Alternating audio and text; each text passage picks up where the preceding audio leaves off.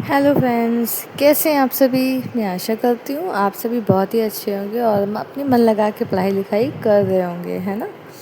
क्योंकि आप लोगों का एग्ज़ाम, जैसा कि आप लोग जानते हैं, बहुत ही पास में है ना। जून में आप लोगों का एग्ज़ाम होने वाला है टीजीटी आर्ट्स का। तो मैं आपको ये टॉपिक दे रही हूँ टीजीटी आर्ट्स में। और आज मैं आपको बताऊँगी एलिफेंटा की गुफाएँ, जो आपको घूम फिर कर आपके एग्ज़ाम में आता रहता है। एलिफेंटा की गुफाएँ बीच बीच से क्वेश्चंस आपको पुटअप करता रहता है ना। ऐसा हो ही नहीं सकता कि गुफाओं से कोई क्वेश्चन ना आता हो, है ना। तो कोई ना कोई है। इतनी सारी गुफाएं हैं, जैसे अजंता की गुफाएं, एलोरा की गुफाएं, है ना, बाघ की गुफाएं। तो बहुत सारी गुफाएं हैं। तो गुफाओं के साथ साथ में इतने सारे आपको क्वेश्चन पुटअप होते हैं कि मैं आपको बताऊं क्या। तो इसलिए मेन टॉपिक आज हम जानते हैं एलिफेंटा की गुफाओं के बारे में।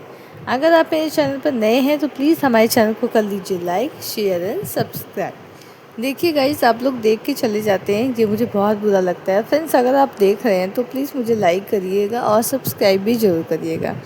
बिना आपके मोटिवेशंस के सच बताऊं तो मेरी वीडियो कंटिन्यू नहीं हो पाती है। क्यों नहीं हो पाती है उसका रीज़न भी मैं आपको बता देती हूँ। इसलिए नहीं हो पाते हैं क्योंकि मेरा मन नहीं लगता है। अगर आप लोग हमें हमें मोटिवेट नहीं करते हैं सब्सक्राइब करके, तो गाइज़ मेरा भी मन नहीं लगता पढ़ाने का, ठीक है। तो इससे अच्छा अगर आप ये चाहते हैं कि मैं आपके लिए अच्छे अच्छे टॉपिक्स और वीडियोस लाती रहूँ, तो प्लीज़ आप मुझे भी लाइक, शेयर, सब्सक्राइब करना भूलें ना। और हमारे साथ हमेशा बने रहने के लिए हमारे चैनल पे लाइक, शेयर, सब्सक्राइब करेंगे तो बने रहेंगे और हमेशा लाइव भी देख सकेंगे, है ना। तो चलिए, आइए हम अपने एलिफेंटा की गुफाओं को स्टार्ट करते हुए बिना टाइम गंवाए हुए स्टार्ट करते हैं एलिफेंटा की गुफाएं। आई नो कि इस टॉपिक एक ऐसा टॉपिक है जो हर कॉपी में से हज़ारों वीडियोस होंगे यूट्यूब पे, जो मतलब एकदम पोथा बना होगा। मतलब बहुत सारे लोग हैं, बहुत सारी चीज़ें बताते हैं, इम्पॉर्टेंट भी बताते हैं, लेकिन आपको मैं फुल्ली वीडियो इस पर देने वाली हूँ एलिफेंटा की गुफाओं में, ठीक है। तो चलिए स्टार्ट करते हैं एलिफेंटा की गुफाएं। तो सबसे पहले जानते हैं कि एलिफेंटा की गुफाएं हैं कहाँ। देखो, अगर जैसे इसके नाम से आपको पता चलता है एलिफेंट के नाम से अगर हम इसे देखें तो एलिफेंट के नाम से इसे याद कर सकते हैं, एलिफेंटा की गुफाएं। तो एलिफेंटा की गुफाएं कहाँ पे हैं? तो एलिफेंटा की गुफाएं जो हैं महाराष्ट्र राज्य में मुंबई के दक्षिण पश्चिम में समुद्र के बीच एक टापू पर स्थित है, ठीक है। समुद्र है, उस पर एक टापू है, उस पर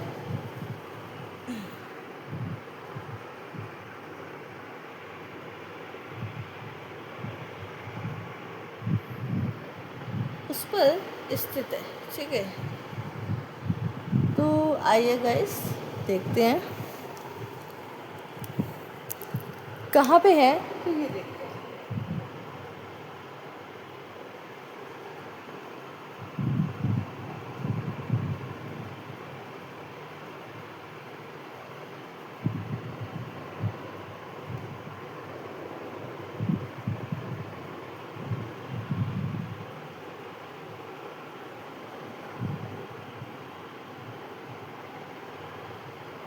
महाराष्ट्र राज्य में मुंबई के दक्षिण पश्चिम में समुद्र के बीच ये टापू है, ठीक है। अगर आप ये जानेंगे कि एलिफेंटा की गुफाएं कहाँ पे हैं, तो सीधे सीधे यहाँ पे मैंने लिख रखा है कि एलिफेंटा की गुफाएं महाराष्ट्र राज्य के मुंबई के दक्षिण पश्चिम में समुद्र के किनारे एक टापू है जिस पर स्थित है, ठीक है। साथ साथ में हम जानते हैं एलिफेंटा की गुफाओं का निर्माण कब हुआ था। तो पूर्व मध्यकाल में चालुक्यों के अधीनस्थ, ठीक है, कोंकण के मौर्यों के द्वारा कराया गया था। तो इसका अगर हम निर्माण देखें,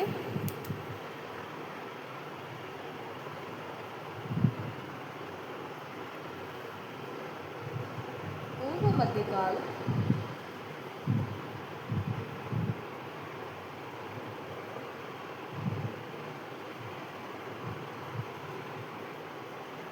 चालुक्यों के अधीनस्थ कोंकण मौर्यों के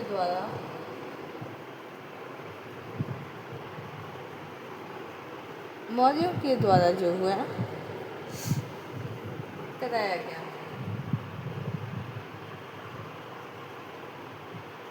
ठीक है, इसमें हम ये भी बता सकते हैं कि निर्माण इनका पूर्व मध्य काल में चालुक्यों के अधीनस्थ कोंकण के मौर्यों के द्वारा कराया गया था। ठीक है, और इसका उपनाम क्या है, यानी इसे और को नाम से बुलाते हैं, तो इनका जो उपनाम है या इनका जो और नामों से बुलाते हैं हमारी एलिफेंटा को, तो उसका नाम है अन्य नाम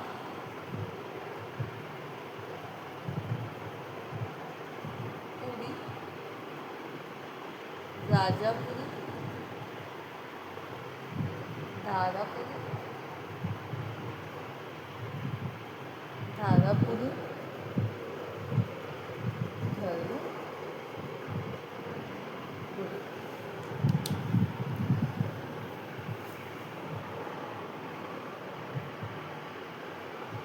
सो गाइस देखिए, इसका अन्य नाम क्या है, तो पूरी इसको कहा जाता है, एलिफेंटा की गुफाओं को पूछ लिया जाएगा कि एलिफेंटा की गुफाओं को और किस नाम से जाना जाता है, तो आप लोग ये बता सकते हैं कि इसे पूरी, राजापुरी, धारापुरी, या 4 ऑप्शन दे देगा आप लोगों को। तो 4 ऑप्शंस में आपको ये बताना पड़ेगा, जब आपको पता होगा तभी आप ये बता पाएंगे, है ना। तो इन्हें और भी अन्य नामों से जाना जाता है, पुरी, राजापुरी, धारापुरी और धर्मपुरी के नाम से भी इन्हें जाना जाता है।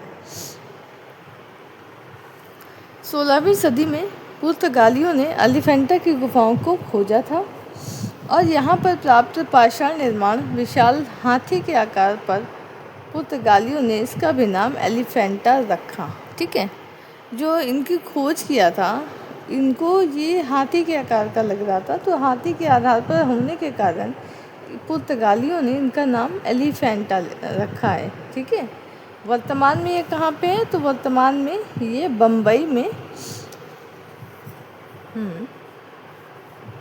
वर्तमान में यह हाथी मतलब यह एलिफेंटा जो है Bombay Prince of Wales Museum, वर्तमान में जो है छत्रपति शिवाजी संग्रहालय इनका नाम है, जो चेंज हो चुका है, उसके उद्यान में स्थापित है। ठीक है,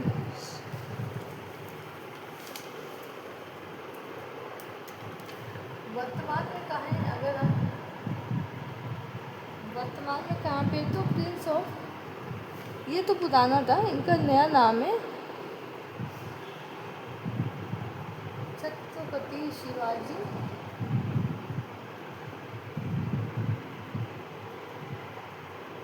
छत्रपति शिवाजी महाराज संग्रहालय।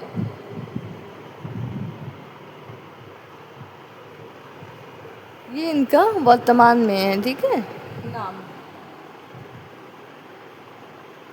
वर्तमान में छत्रपति शिवाजी है, और अगर पुराना नाम जानना चाहें तो Prince of Wales Museum, Mumbai.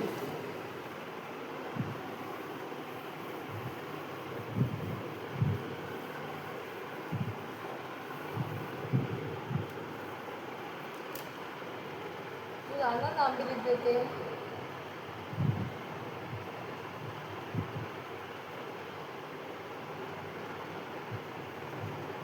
Prince of Wales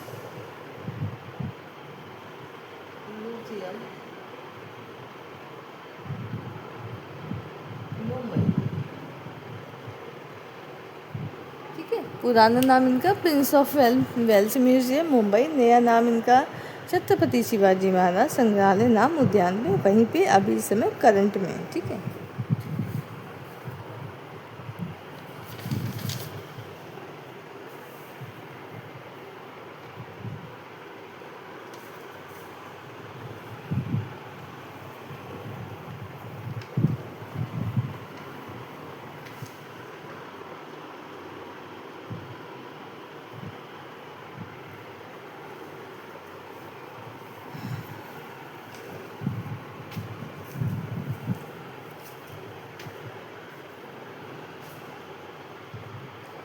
यहाँ पे अगर कहा जाए तो भगवान शिव की मूर्ति है हमारी एलिफेंटा में। एलिफेंटा में किस भगवान की मूर्ति पाई जाती है तो पूछा जा सकता है। अब एलिफेंटा में आपकी भगवान शिव की मूर्ति पाई जाएगी और काली चट्टानों को काट कर भगवान शिव की मूर्ति स्थापित की गई।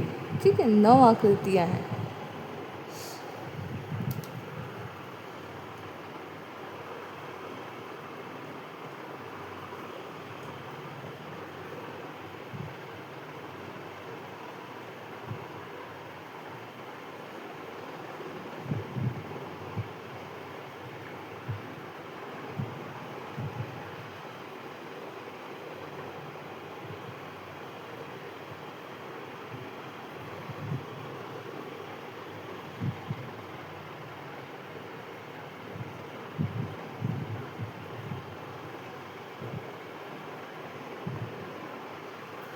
भगवान शिव की 9 आकृतियाँ हैं, काली चट्टानों को काट कर बनाया गया है। पहले का नाम क्या है? त्रिमूर्ति।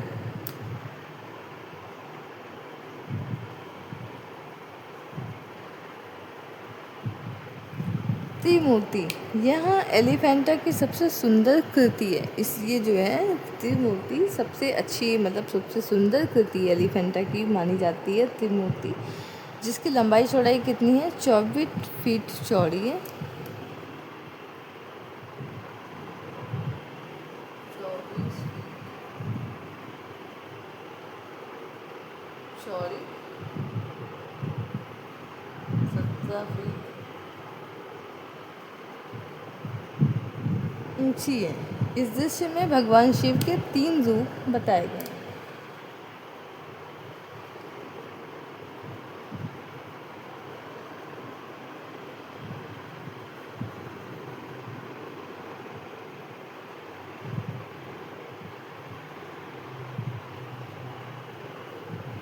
ठीक है, देखिए यहाँ पे बताया गया है कि काली चट्टानों से भगवान शिव की 9 आकृतियाँ दर्शाई गई हैं, जिसमें से पहली आकृति है हमारी त्रिमूर्ति।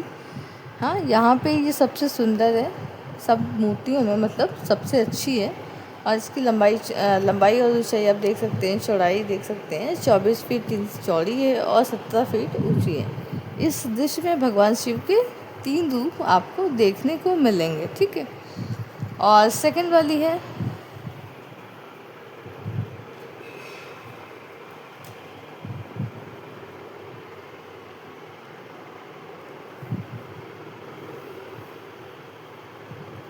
पंचमुख परमेश्वर।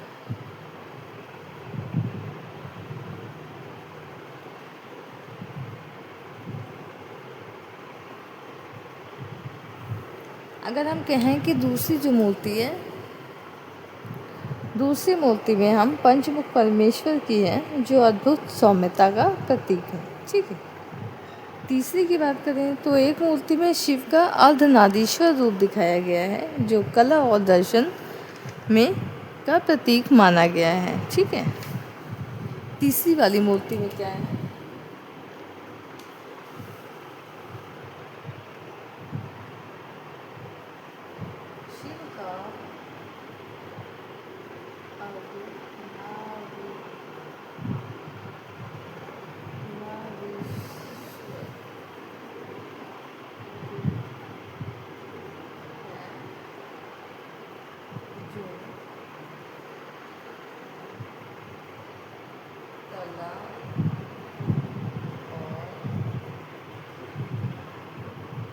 शिव का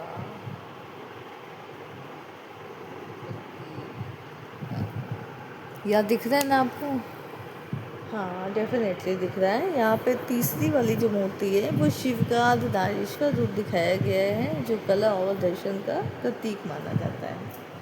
ठीक है, यहाँ पे इस तरीके से यहाँ पे 3 हो गई। अभी हमें और भी बता दें। पहली त्रिमूर्ति है, दूसरी पंच परमेश्वर की है, तीसरी है शिव की अर्धनारीश्वर रूप है, चौथी आपको एक मूर्ति में शिव की जटाओं में गंगा, यमुना और सरस्वती दिखाई गई है। ठीक है, इसे हम इरेज कर दे रहे हैं ऊपर वाला।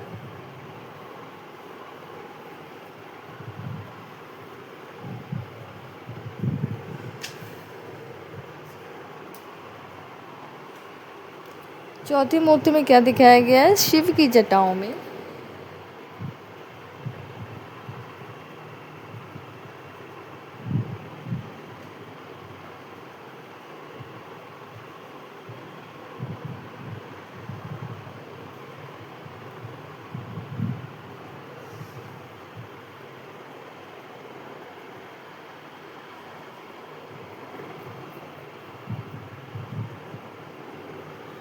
हमारी चौथी मूर्ति क्या कहती है? शिव की जटाओं में गंगा, यमुना और सरस्वती को दिखाया गया है। पांचवी क्या कह रही है? इसमें एक मूर्ति में शिव पार्वती का विवाह दिखाया गया है।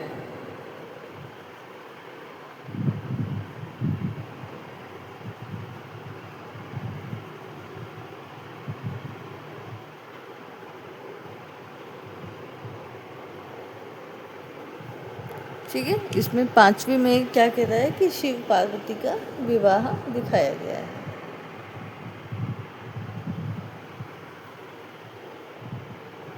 छठे में क्या है? शिव को नरमुंडों की माला पहने हुए भैरव रूप में दिखाया गया है छठे मूर्ति में।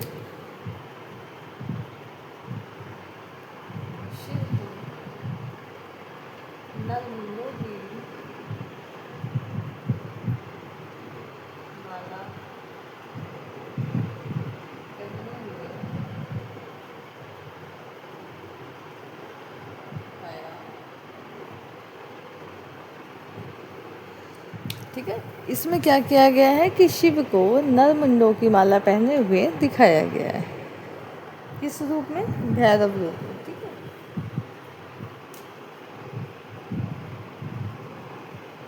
भैरव रूप में। ठीक,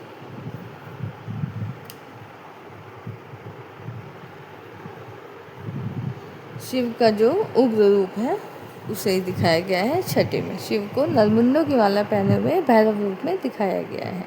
जो शिव का कैसा रूप है? उग्र रूप है। साथ साथ में एलिफेंटा और एलोरा की जो गुफाएं हैं चित्रकला के लिए नहीं है, अपितु मूर्ति और शिल्पकला के लिए बहुत प्रसिद्ध है। देखिए, कहने को ये यहाँ पे 9 गुफाएं दिखाई गई, लेकिन जिन गुफाओं में चित्र बने हैं उन सभी गुफाओं को मैंने आपको बता दिया है।